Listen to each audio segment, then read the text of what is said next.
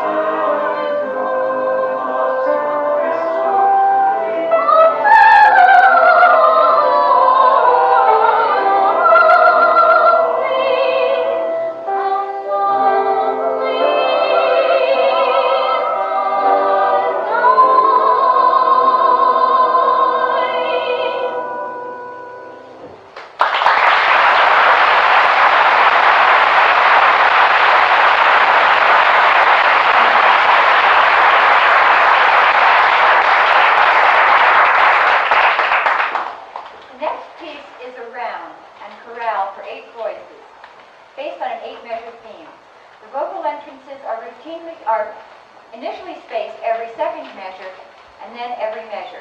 It took me 2 nights of drawing square grid graphs to figure out how to sequence the voices to get the male and female entrances to come in, the sound to build, and to diminuendo.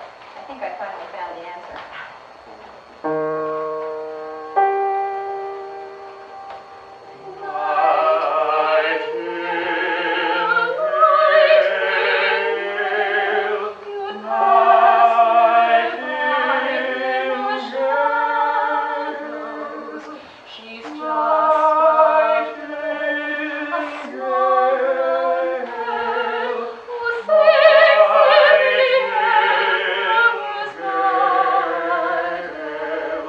She